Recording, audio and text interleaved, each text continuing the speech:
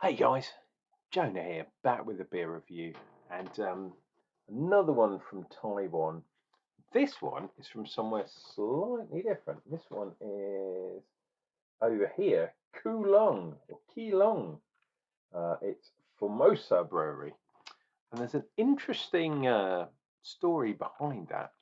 Nothing else about the brewery in the magazine, which is such a shame. But yes, Formosa Brewery is named after what the European sailors used to call Taiwan, which was Isla Formosa. And Formosa means beautiful. Obviously, Isla means island, so it's beautiful island or beautiful land. So Formosa Brewery is basically beautiful brewery. How cool is that? And here is the beer we are doing today. Yes, that looks like a massive cup of coffee.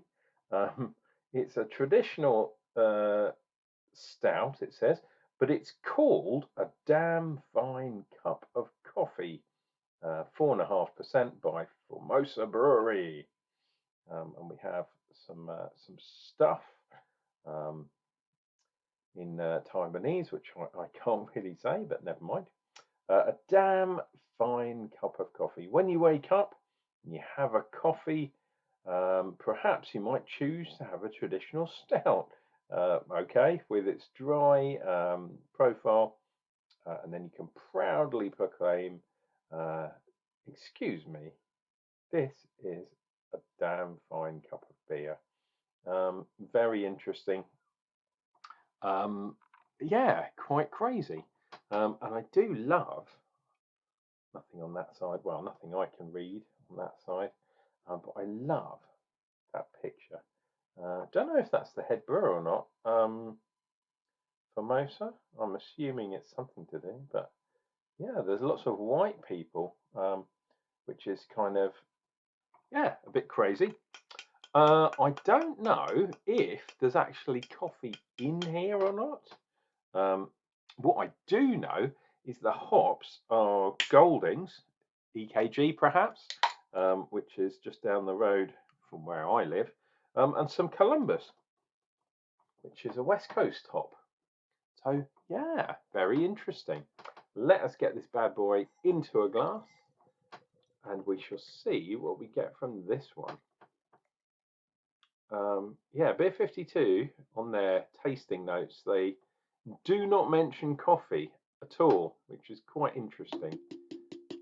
Ding, ding, ding. What have we got?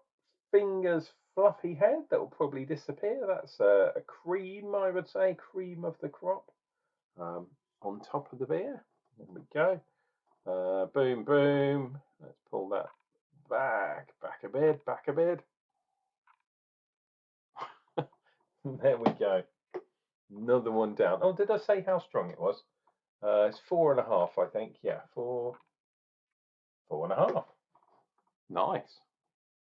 So we are fast coming to the end of the Taiwanese beers. Yeah, I don't know. Some of them have been better than I thought, and some of them have been, yeah, slightly strange combinations, which is kind of cool.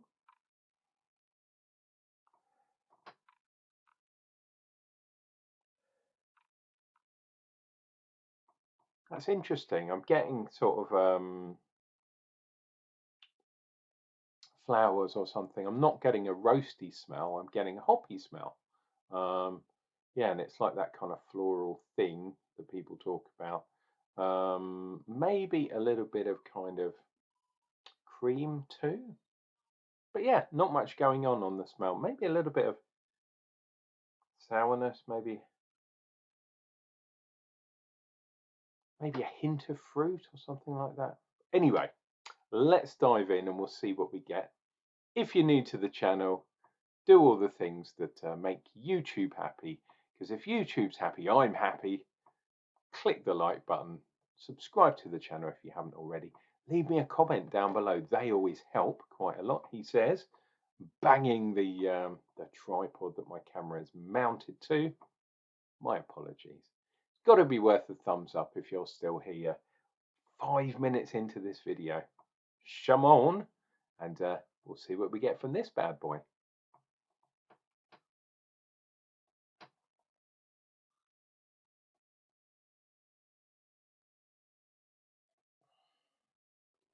Oh,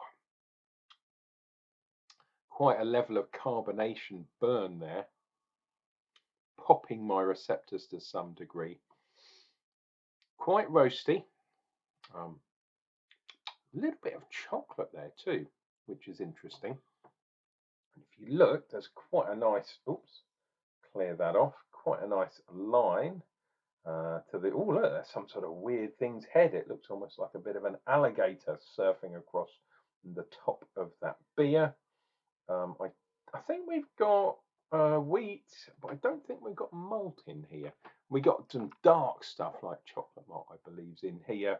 He says, looking over there, oh, there's some crystal as well, which is interesting. And obviously we've got some roasted barley too.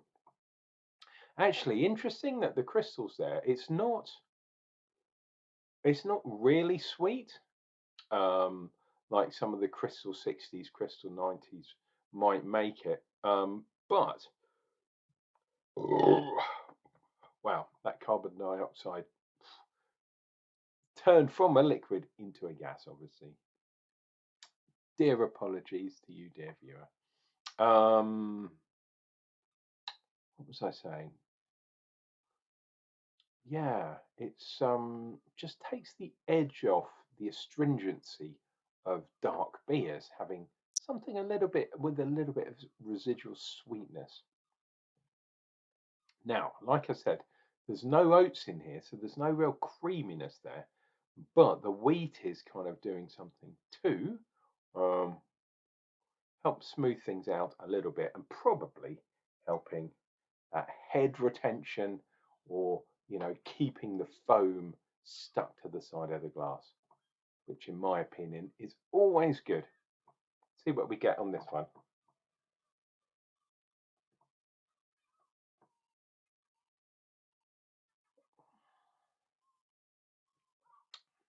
Okay.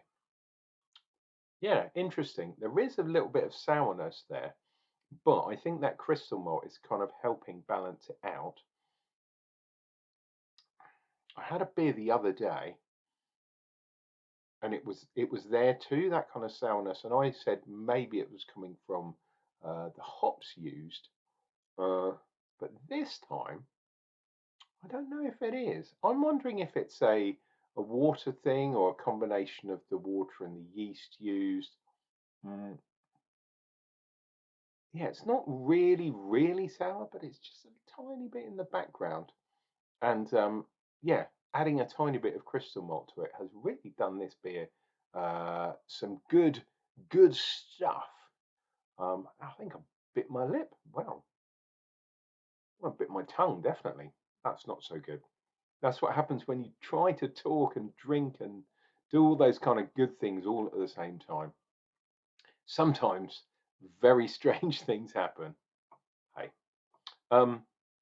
yeah, but this one is quite a nice balance. It is a drier finished stout, so from that side of things, it's definitely more traditional. Yeah, it was that American stout, wasn't it, that I had the other day?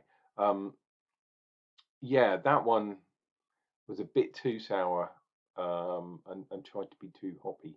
This one is a lot more traditional, even though it's from Taiwan, which is quite interesting. Oh, pardon me.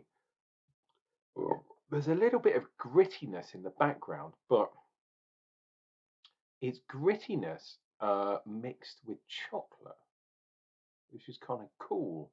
I don't know if you've ever had those really dark kind of chocolates, or they give the percentages sometimes, or at least in the UK they did, and you can get up to like 95% cacao, which is the stuff in chocolate. But what I always find is it's too bitter, number one, and it also gives this kind of astringent kind of, yeah, sort of rough edge to it, and that's kind of what's in this beer, no doubt from the chocolate malt, I would imagine. It's a bit of grittiness, but there is a little bit of chocolate there too. Right, let's get this finished off, and you guys can get on your way because it is the weekend finally. So I'm still wearing my pimp shirt because I was obviously working today.